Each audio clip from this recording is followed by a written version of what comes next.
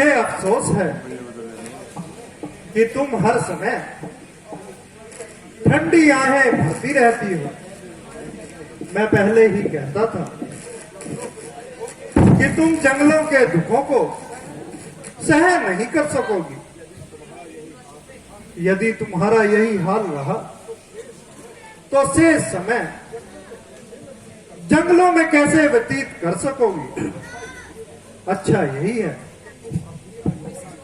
कि तुम अब भी अयोध्या लौट जाओ और अधिक कष्ट ना उठाओ। मैं लक्ष्मण को तुम्हारे साथ भेज देता हूं। नहीं स्वामी नहीं, मुझे कष्ट का तो ठेस मात्र ख्याल भी नहीं। केवल माताजी के हृदय का ख्याल आ गया था। क्षमा करना, जब आपके चरणों में मेरा निवास है तो सभी संसार के सुखों की सामग्री मेरे पास है। लक्ष्मण, आज इस जंगल के जानवर भयभीत हो रहे हैं और ऐसी तेजी से भागे जा रहे हैं। पहले तो कभी ये इतने भयभीत ना थे। जरा देखना इन पर क्या मुसीबत है। कितनी देर तक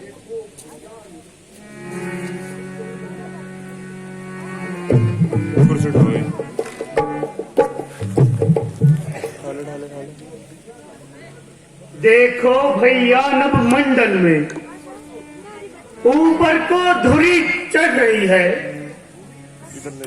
यह धुरी उसी सेना की है। सेना वो इस ओर बढ़ रही है। 100-200 नहीं, हजारों हैं। साथी हैं नाथ भरत जी के। अच्छे नहीं दिखते हैं विचार कौशल के नाथ भरत जी के। यदि भरत है तो तुम्हें किस बार का डर। मुझे उसकी नियत पर शक है। इसलिए भैया, हे भाई, शीघ्र आज्ञा दो। भाई को अब समझूंगा मैं। न्याय पर चढ़ता है, ये कैसे होने दूंगा मैं। वैसे ही हृदय चल रहा मंजली मौत की करतूतों से। संताप राज के जाने का पूछे कोई राजपूतों से। वह नहीं जानता है कायर, कुछ जीवन है निर्धन में भी। यदि घर में एक बड़ा है तो एक बड़ा है वन में भी। हे नाथ, रोकते रहे सदा, आज रोकना नहीं मुझे। सौगंध आपके चरणों की, इस समय टोकना नहीं मुझे। यदि पुत्र सुमित्रा का हूं मैं तो उसका गर्व मिटा दूंगा। हे राम, दुहाई पृथ्वी से संबर में उसे सुना दूंगा। ऐसा ना कहो लक्ष्मण, आखिर वह हमारा भाई है। भाई? कैसा भाई? भाई तब था जब निर्मल था। है आस्तीन का सांप वह, जो कभी भुजाओं का बल था। उससे कुछ बैर नहीं झगड़ा, झगड़ा है उसके बुरे विचारों से। विश्वाले दांत तोड़ दो तो कुछ खोल नहीं फुंकारों से। सेवक का तो धर्म यही, नित्य तत्पर रहना सेवा में। स्वामी पर संकट आए तो निछावर होना सेवा में। पहले तो भरत घिर गया, ये नहीं समझ में आता है। उस जैसा तो सुशील भाई सर्वदा न पाया जाता है। फिर ये भी माना बदल गया, चाहता निभाना मेल नहीं, तो उससे उसकी सेना से जय पाना कोई खेल नहीं। तुम एक अकेले एक धनुष तुम पर कब तक सन्मुख अड़ सकते हो? इतने बल वाले राजा से कैसे रण में लड़ सकते हो? जब तलक भरत था धर्मवान, तब तक हम दबा न सकते थे। मैं क्या, सौ लक्ष्मण भी उसको हरा न सकते थे। पर आज अधर्मी हुआ है वह, दलबल सारा अधर्म का है। इसलिए धर्म का एक वाण बस उसका नाश कर सकता है। मैं सावधान हो गया नाथ, अब आज्ञा से दिल मचल रहा। बलवाले क्षत्रिय का लहू भीतर ही भीतर उबल रहा। या तो ये बाण उन शत्रुओं का संहार बाण हो जाएगा, या आज इस पृथ्वी से ये लखन लाल बलिदान हो जाएगा।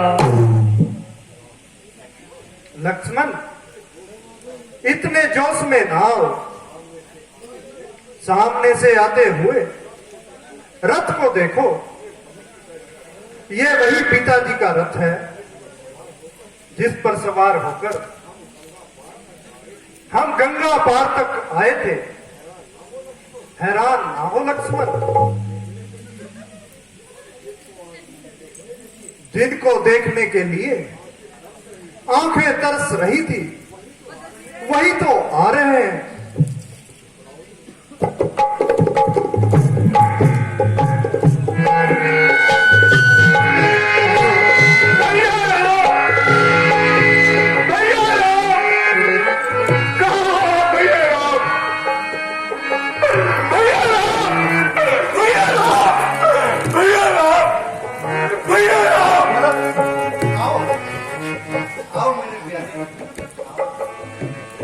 तुम इतने दुखी क्यों हो? यार, तुमने क्या हाल बना रखा है?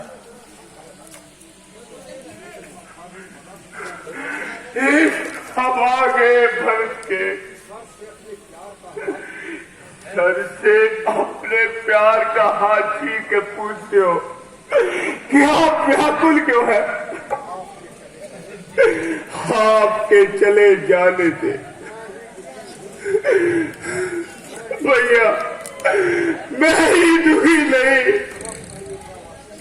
समस्त अयोध्यावासी दुखी है। परंतु अफसोस भैया कि अब आप पिताजी के दर्शन नहीं कर पाओगे। विधाता, यह कैसा शोक! भरत, पिताजी का परलोक गमन कब हुआ? इधर आप वन को आए,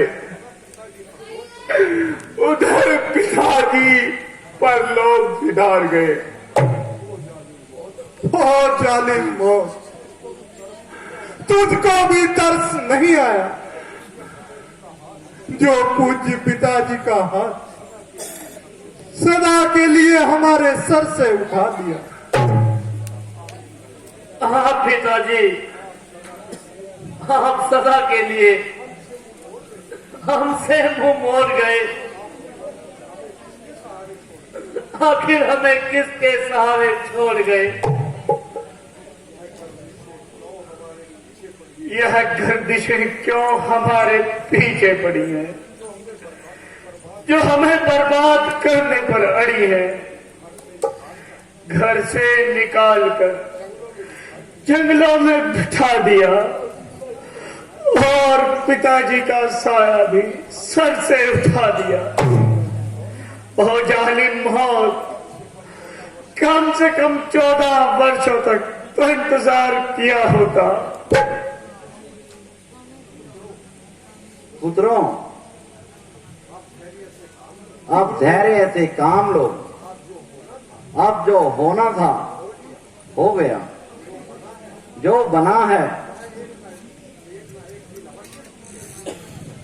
बना है वह अवश्य एक ना एक दिन अवश्य टूटेगा। और यह सफर यह सबने करना है। बेटा भरत, तुम अपनी प्रार्थना श्री राम से कहो।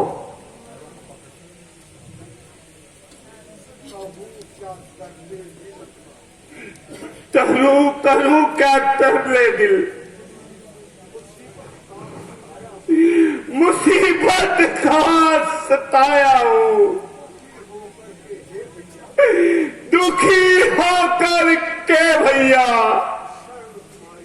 शरण तुम्हारी आया हूं। प्रिय भरत, तुम इतने अधीर क्यों हो? इसलिए कि आप संपूर्ण पृथ्वी पर राज्य करने के अधिकारी हैं। मेरे हितेश्वर,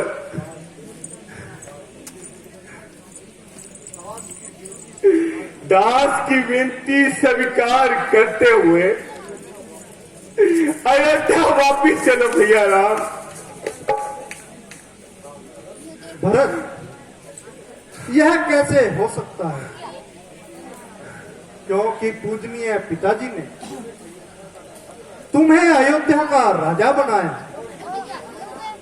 और मुझे 14 वर्षों का वनवास। इसलिए उनकी आज्ञा अनुसार हम दोनों को अपने अपने धर्म का पालन करना चाहिए।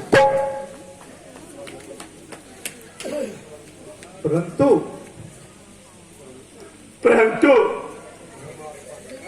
धर्मात्मा पिता ने राज्य देते हुए अपने प्राणों को भी दिया है। यदि पिता से तो मेरा अधिकार है तो लीजिए, मैं वही राजमुकुट आपके चरणों में रखा हूं प्रभु। अयोध्या आपके वीर्य में प्रभु विधवा कहती है, नहीं ऐसा कोई नगरी में जिसे के नींद आती है। भैया भरत, मैं फिर भी कहता हूं, पिताजी की आज्ञा अनुसार सूर्य की किरणों को रोकने वाला अयोध्या का राज छत्र अपने सर पर रखकर राज्य की रक्षा करो। भैया, जेठे भ्राता के होते छोटा ना राज कर सकता है। यदि करता है तो है अधर्म। यह धर्म आज्ञा की है। जब बात धर्म अधर्म की है तो कर्मशील क्या कर्म करे। हे राम, आज्ञा देते हो यह भाई भरत अधर्म करे। मैं कभी ना दूंगा आज्ञा है। तुम पाप और अधर्म करो, आदेश यही होगा मेरा। तुम सहनशील सब कर्म करो, पर भरत पितामह की आज्ञा मानना धर्म कहलाता है। यदि वह आज्ञा त्यागी जाए तो वह भी अधर्म हो जाता है। जब प्रश्न धर्म अधर्म का हो तो कर्मशील क्या कर्म करे। हे भरत, आज्ञा देते हो कि भाई राम अधर्म करे।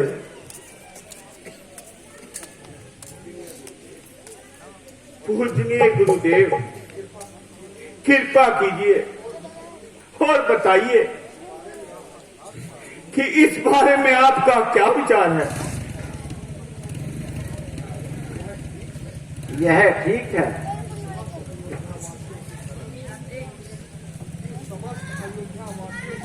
कि समस्त अयोध्या वासियों की तरह हम भी राम के वियोग में पागल हैं, परंतु साधु होने के कारण यह कहने पर मजबूर हैं कि सब धर्म और न्याय राम के साथ हैं। विधाता, क्या मेरे ही भाग्य में लिखा था कि प्रभु राम के वन वियोग को 14 वर्षों के लिए सहन करूं। प्यारे भरत, आप राजकाज में मन लगाइए।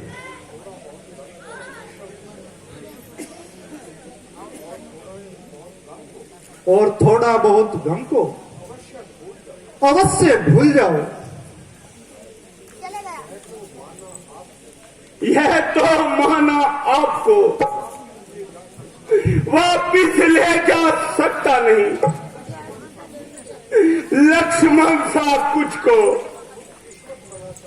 खुद किस्मत बना सकता नहीं। खैर का पुत्र होकर मान पा सकता नहीं, तख्त पर खुद को मगर हरगिज बिठा सकता नहीं। तो अच्छा आओ, मेरे पांव की खुड़ाऊ ले जाओ और उन्हें अयोध्या की राजगद्दी पर बिठाकर राज्य का कार्य चलाओ। धन्यवाद प्रभु। याद रखना प्रभु, यदि 14 वर्ष बीतने पर एक दिन की भी देर हुई प्रभु, तो इस भरत को कभी जीवित नहीं पाओगे प्रभु, कभी जीवित नहीं पाओगे। ऐसा नहीं होगा भरत। 14 वर्ष की अवधि से पश्चात एक पल भी यहां नहीं रहूंगा।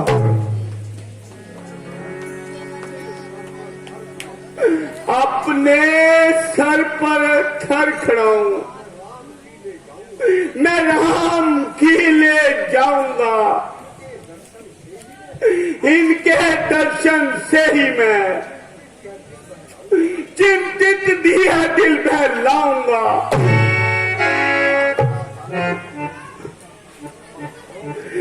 पत्थरों में प्राण आ जाते हैं, जब यह छू जाएंगे मैं इन्हें देखूंगा तो मरता हुआ जी जाऊंगा। ये खड़ाऊ ही करेंगे राज 14 वर्षों तक। राम फिर राजा बनेंगे, दास बैठे लाऊंगा।